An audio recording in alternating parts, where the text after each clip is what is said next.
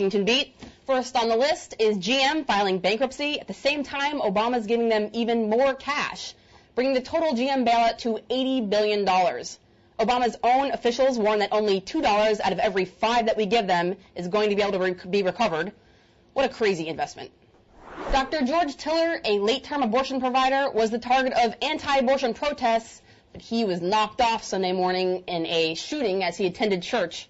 Pro-life groups and pro-abortion groups rushed to condemn the attack. Vigils were held around the country on his behalf.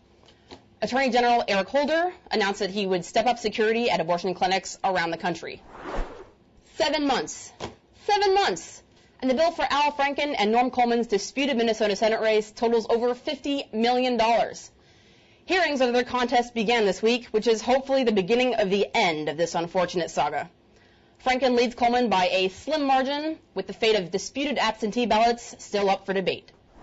The president plans a whirlwind tour abroad this week, spearheading efforts towards Muslim outreach that he promised during his campaign. The theme of the trip is mutual interests and mutual respect.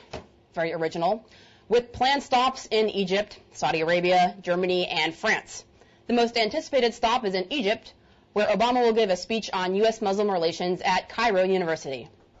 A grand jury has subpoenaed documents from the office of Representative Pete Visclosky, as well as from some of Visclosky's employees and campaign committees.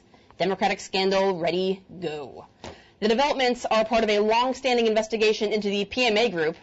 Representative John Murtha, a.k.a. Mr. Corruption, has been embroiled in other corruption investigations with the PMA group and helped them secure $78 million in earmarks. Visclosky helped PMA secure $36 million in 2007 and 2008. Iran blamed Israel and the U.S. for a bombing that killed 25 people in an Iranian mosque this week. The U.S. condemned the attacks, which sources say were perpetrated by the Sunni Muslim militant group Jundallah. Iran frequently blames the U.S. and Israel for internal violence that their own people perpetrate. Obama fulfilled his pledge to increase internet security with an announcement on Friday that he would create a national policy on cyberspace and tighten security standards to make information more secure. He did not appoint a cyber czar to oversee his efforts, which some say shows a lack of commitment to the cause. The Obama administration has said no to the release of disturbing images of Gitmo detainee abuse, per a request last week to a federal appeals court. Obama's argument is that the photos will incite violence in the Middle East, something that has not prevented the release of the photos in the past. Susan Boyle lost Britain's Got Talent this past week in a huge upset to the dance troupe Diversity.